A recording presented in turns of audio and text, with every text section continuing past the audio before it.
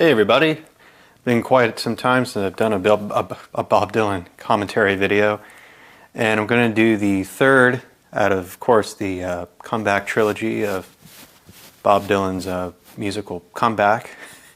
It is 2006, well, August the 29th when it came out, Modern Times.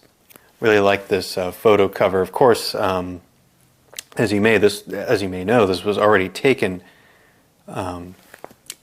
Some other band had taken that cover already before this album or whatever. I think it was like sometime in the late 90s or early 2000s or something like that. I think I was looking up Ryan, I believe, had already used that album, had used that art cover or whatever already. And yeah, it's cool. I like it. You know, this was actually done by a guy named Ted Kroner. It was done back in 1947. A Taxi, their photo shoot in New York, of course. So yeah, I mean, everybody was very hyped up. Everyone was very excited, and you know, everyone already had seen and already getting into the Bob Dylan's the Martin Scorsese movie No Direction Home, I believe. There was also a best of, I believe it was like a Bob Dylan's Blues compilation that came out in the summer of '06. So there actually, before the album was released, actually was maybe it was in July or something like that Bob Dylan leaked some of the songs and stuff on the internet. And everyone was all very, oh, wow, songs like, I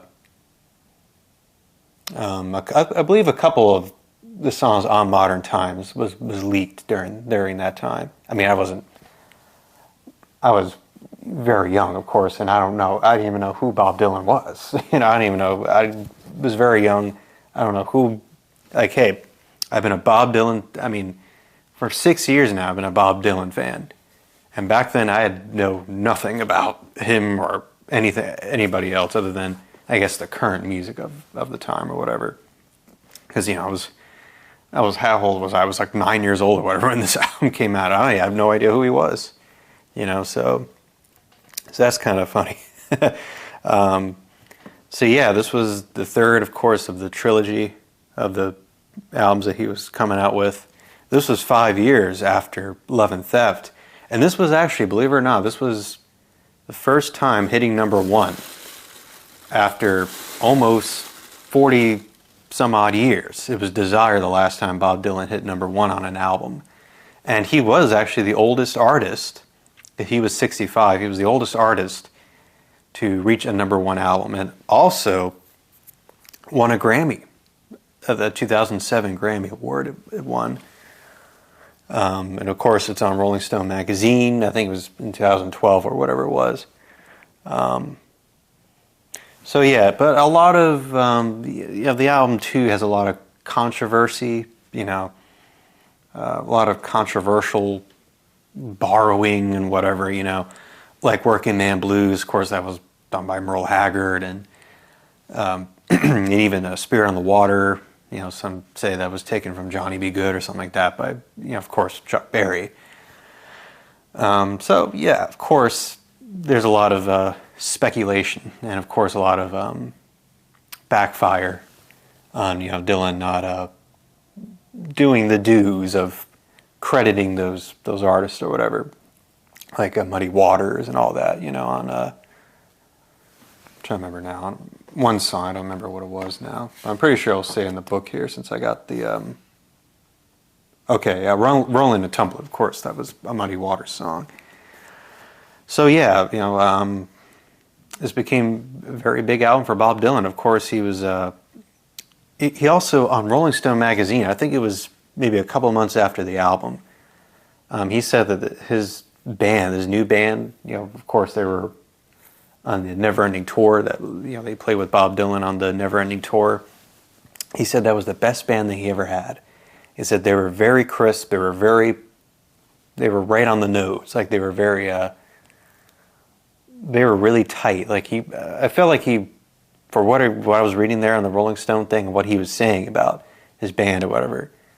I mean, I couldn't agree anymore. I mean, just man, what Tony Garnier does really really great stuff. Of course, and of course the synonym for Bob Dylan, Jack Frost, is the producer on this album.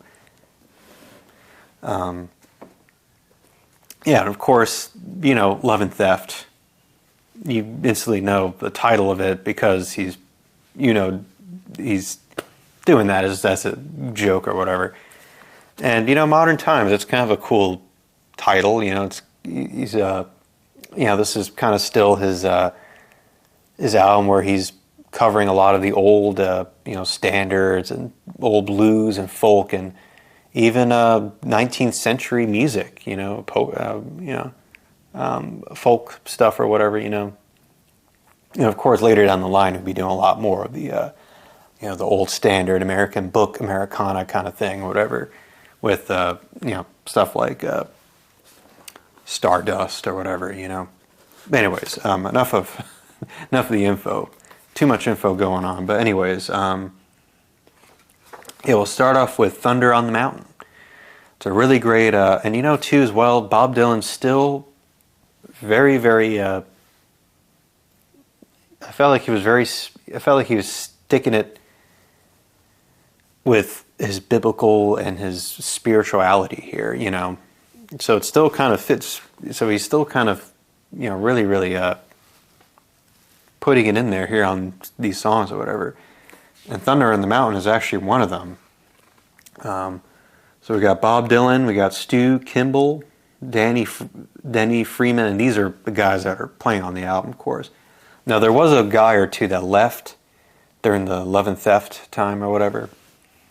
Donnie Herron on steel guitar, Tony Garnier, of course, George G. Rosselli on drums, and this was recorded.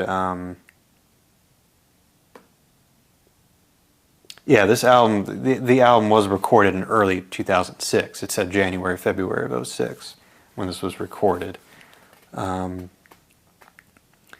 Music Studios, again in New York City, just like Love and Theft, just like that. It says that Thunder on the Mountain could be seen as a metaphor for the Jewish people being led by Moses and Exodus. Even says here that the song may also refer to Dylan's comeback after his conversion to Christianity. Maybe also referencing maybe somewhat of his divorce on Sarah, like it even says here. And it's funny too as well that he also references Alicia Keys. I'm not really a big fan on her, but apparently he was watching the Grammys from 2002 or whatever and kind of sparked on his mind to put that on the lyrics. It's actually a very cool, upbeat kind of rockabilly type of number here. It even says here.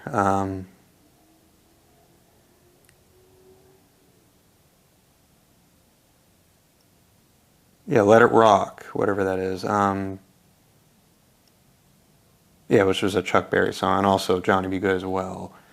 So I do like it. I do really love the drumming as well, and still the drumming is still brilliantly great. I think the drummer got replaced. I believe the drummer from the Love and Theft album, I believe, got replaced.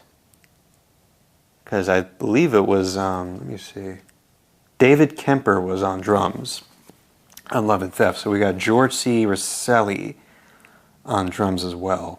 Oh, on drums here, replacing him, I believe. Pretty good stuff. Then we get actually I do want to read a couple of lyrics here as well. Such as actually referencing his conversion, like I was reading on there. I've been to St. Herman's Church and I've said my religious vows. I've sucked the milk out of 1,000 cows. Of course, there's a little humor there. Shame on your greed, shame on your wicked schemes. I'll say this, I don't give a damn about your dreams.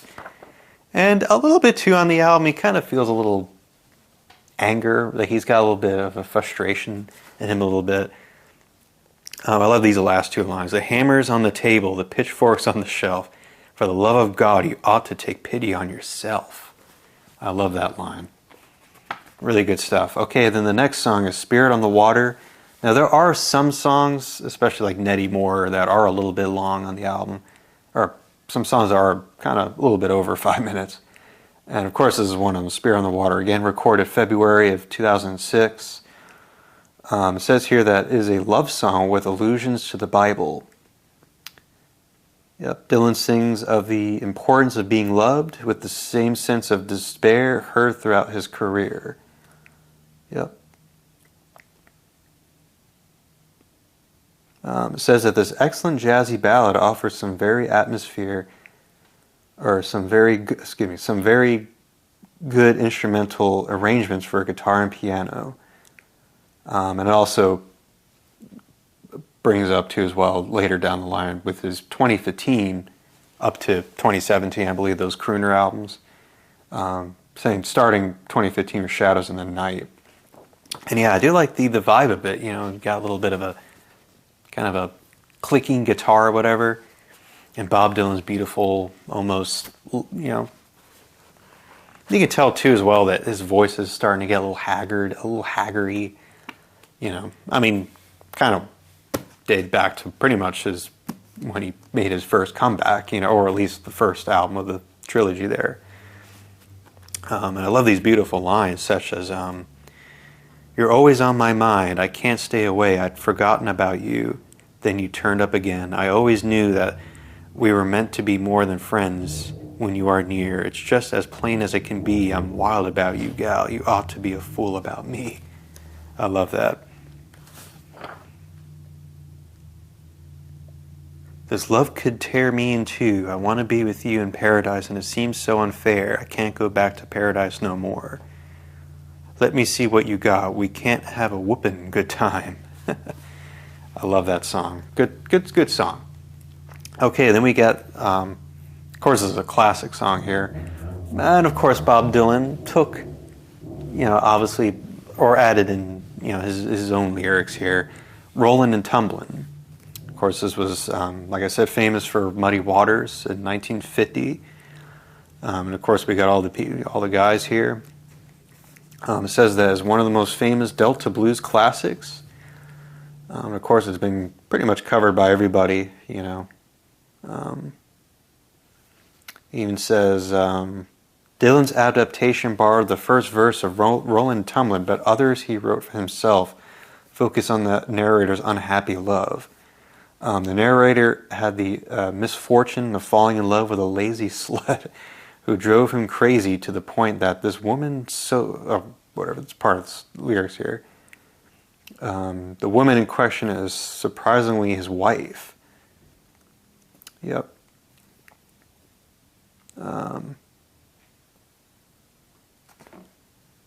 Yeah, so this is pretty much pretty much old blues kind of song, whatever. I mean, maybe not one of my favorite tracks on here, but I mean, I do kind of like the lyrics as well. How, you know, Dylan kind of seems, again, the frustration as well.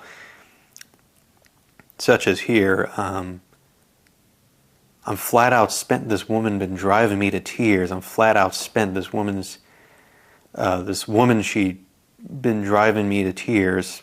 This woman's so crazy. I swear I ain't gonna touch another one for years. And this line too.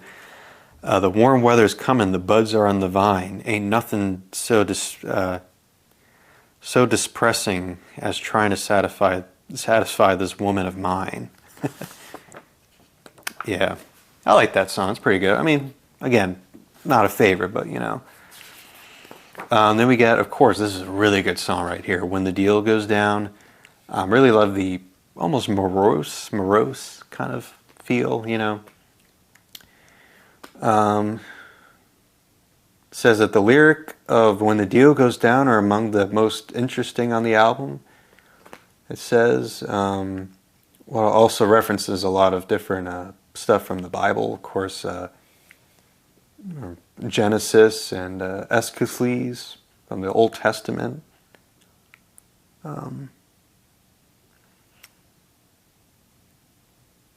It's actually based on a song called When the Deal Goes Down, or excuse me, from Where the Blues of the Night Meets the Gold of the Day, which was done by Bing Crosby. So this is kind of somewhat, that's where he took reference of. So yeah, I mean, it's kind of a bit of a slow ballad as well, you know, where he kind of, once again, talks about his, you know, his time when he, you know, converted, such as this whole first stanza. In the still of the night, in the world's ancient light, where wisdom grows up in strife, my bewildering brain toils in vain. Through the darkness on the pathways of life, each invisible prayer is like a cloud in the air. Tomorrow keeps turning around, we live and we die.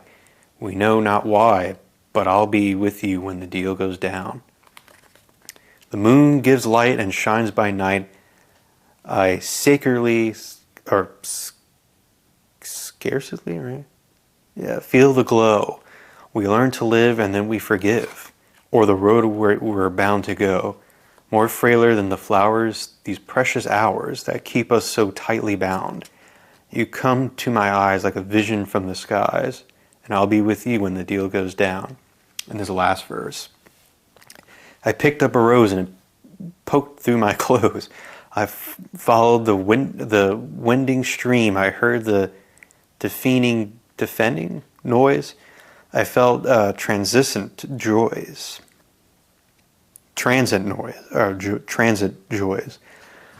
I know they're not what they seem in this earthly domain, full of disappointment and pain. You'll never see me frown. I owe my heart to you, and that's saying it true. And I'll be with you when the deal goes down. Yep, love that song. Really good. Yep. Okay, then we get, now this song that's on here now, was actually a single, but it failed kind of terribly. But it was it charted number 6 in the alternative charts, which is strange. And of course, it also won him a Grammy Award for Best Rock Vocal Performance, which is kind of cool. And also, by the way, another interesting fact about Modern Times, at least Billboard chart-wise, that it hit, well, of course, not only hitting number 1 here, but it hit in 8 different countries, number 1, Modern Times. So, okay. Yeah, it says that Someday Baby is a characteristic of the evolution of blues music since the recordings of the 1930s. Was recorded by Sleepy John Estes. And of course, Muddy Waters did it. The Allman Brothers did a version as well. It's kind of interesting. In 1971.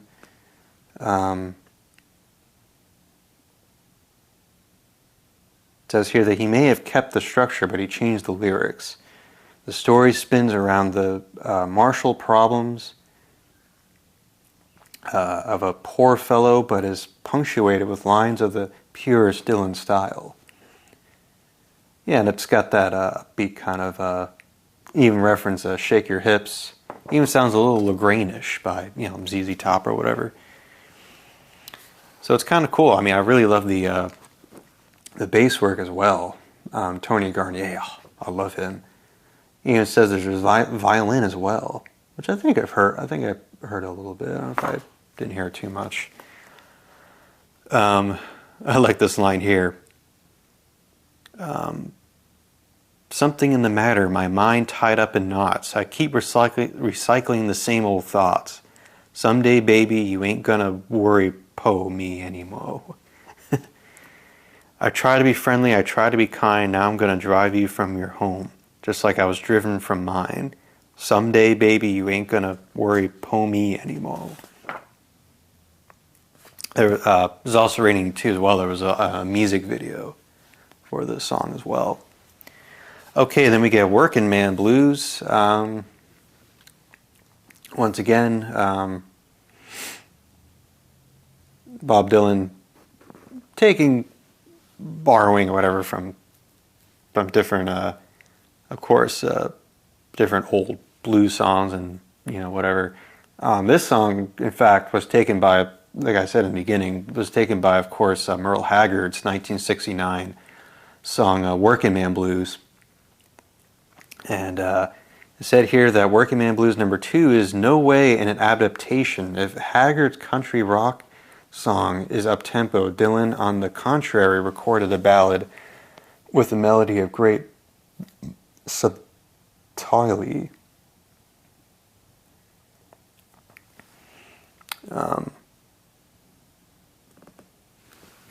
It says that an organ is heard throughout the piece. Unfortunately, the organist is not identified.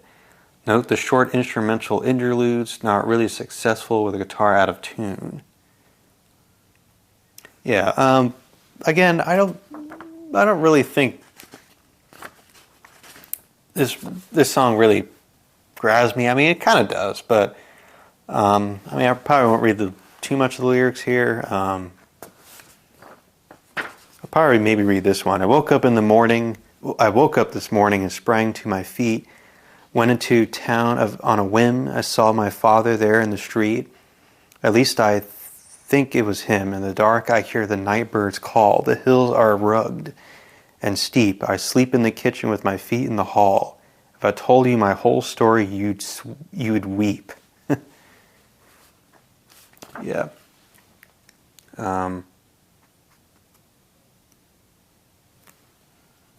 Yeah, it says that the songwriter talks about the condition of the American working class at the beginning of the 2000s where, okay, yeah.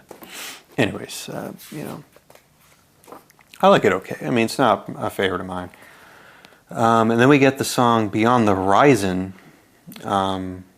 which is a really good song as well. It said here that Dylan was inspired by, for the song, Louis Armstrong and Nat King Cole. It says here as well, the songwriter was not afraid to acknowledge his source of inspiration with a reference to Crosby in the line, "The bells of St. Mary, how sweetly they chime," recalling, of course, the film with the same name in 1945. Of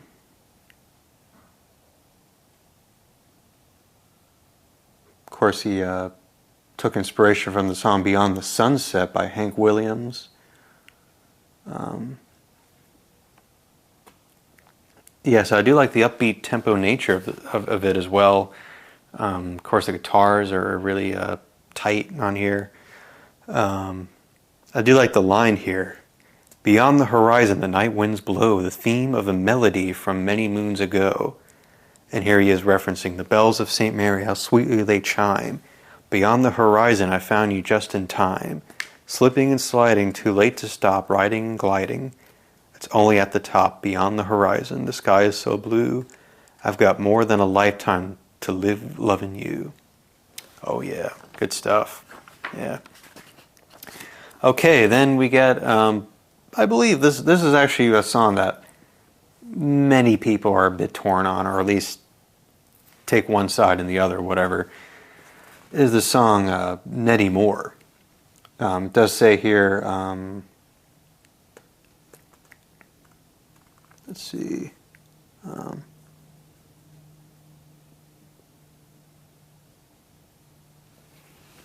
actually it's referenced to a song by Robert Johnston called Hellhound on My Trail from 1937. Initially, Nettie Moore was a ballad sung by slaves before the Civil War, and later by traveling minstrels during the late 19th century. It is known under the titles In a Little White Cottage and Gentle Nettie Moore.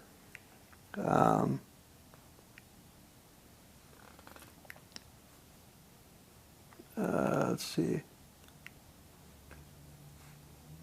Yeah. Yeah, this is quite interesting. You know, he's got a little bit of like, and it's cool too as well how Dylan can kind of give you like this story. It can give you like this, you know, he'll put a whole story on a canvas, which is really interesting with this song. I mean, I'm probably not going to read the whole lyrics here, but some of these lines are absolutely brilliant. I don't know why some people seem to be a little bit mixed on the song. I mean, it is, it's a little bit over 6 minutes, of course. I like, of course, this line too. Oh, I miss you, Nettie Moore, and my happiness is o'er. Winter's gone, the river's on the rise. I loved you then and ever shall. But there's no one here that's left to tell. The world has gone black before my eyes.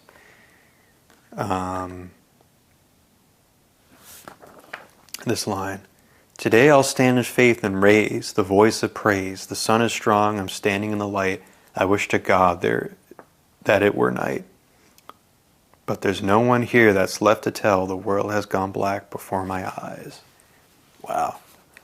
What a line. I love that. I do gotta say, that's probably my top favorite song, and maybe the ending track here that comes up.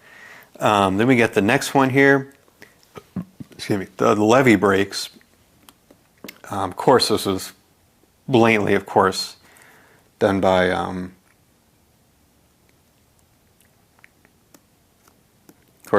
Mississippi, Memphis Minnie and Kansas Joe McCoy in 1929. And of course we know Zeppelin did their When the Levee Breaks. So let's see. It also says here as well that the levee is going to break.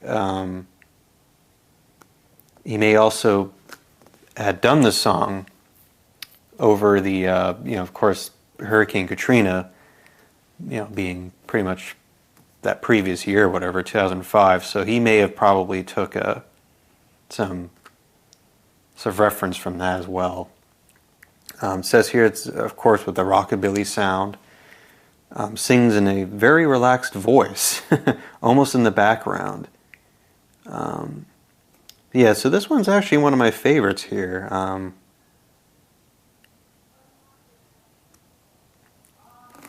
So yeah, I mean, I'm not going to probably read the lyrics here, but there is actually a pretty good line, such as, "If it keep on raining, the levee's going to break. Okay, whatever. Plenty of cheap stuff out there, still around to take. Some people." This is kind of the last line of the song here. If it keep on raining, the levee going to break. Some people still sleeping, some people are wide awake. Yeah. Okay, then the last song is Ain't Talkin'. Now I do want to kind of end this a little bit here because my battery is telling me that's overheating here. Pretty much in the same vein of Nettie Moore, Bob Dylan did take the song Highway of Regret to do the song, of course, and pretty much has the same vein as, of course, as Nettie Moore. But like I said, I do want to cut this a bit short here. My camera's overheating. I don't want to end this so abruptly. But my thoughts on Modern Time, of course, Ain't Talkin', definitely really love my two favorite, Nettie Moore and Ain't Talkin' are my favorites. But anyways, going to end it here. My battery's overheating here. But my overall, of course, take on Modern Times, I think, in my opinion, out of the three, I think probably 11th Theft is my favorite. But then again, it kind of pairs well with this album as well because it kind of has a bit of the same vein or whatever, the same sort of, Americana kind of thing, whatever. So yeah, and of course 2006, I mean, there were so many great albums just within that year. I mean, my favorite is Continuum by John Mayer. Of course, that came out like a month after this album. But anyways, like I said, cutting it short here because my battery's about to die, or overheating, whatever. My camera's overheating. I don't know why. But anyways, okay, folks. Take care. Bye-bye.